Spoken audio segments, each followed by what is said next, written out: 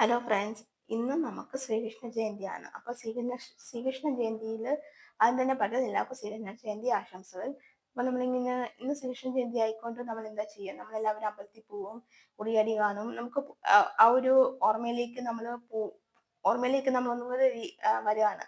ചിലപ്പോൾ അമ്പലത്തിലൊക്കെ പോവുകയാണെങ്കിൽ, എസ്പെഷ്യലി കൃഷ്ണന്റെ അമ്പലത്തിൽ പോവുകയാണെങ്കിൽ നമുക്ക് അവിടെ കുറെ കലാപരിപാടികൾ കാണും അല്ലെ. ഉറിയടിക്കുക, കണ്ണനും രാധയായിട്ട് ഒരുങ്ങുക, അതൊക്കെ കാണാൻ ഇന്ന് നമുക്ക് കുറെ കാണാൻ പറ്റും. അങ്ങനെ അത് ചെയ്യുന്നത് ശ്രീകൃഷ്ണ ജയന്തി ആയതുകൊണ്ട് കൃഷ്ണന്റെ രാധയുടെ വേഷം ഇട്ട കുറെ കൊച്ചു പിള്ളേരെയൊക്കെ നമുക്ക് കാണാൻ പറ്റും.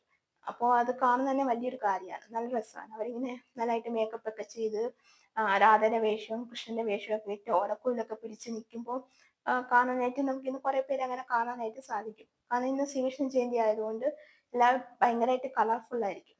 അപ്പോൾ ഇന്നത്തെ ഒരു ദിവസം നല്ലൊരു ദിവസം ആയിക്കോട്ടെ എന്ന് എല്ലാവർക്കും ഞാൻ വിഷ് ചെയ്ത് പ്രാർത്ഥിക്കുന്നു. ഓക്കെ, അപ്പൊ എല്ലാവർക്കും ഒന്നും കൂടെ ശ്രീകൃഷ്ണ ജയന്തി ആശംസകൾ. Bye bye.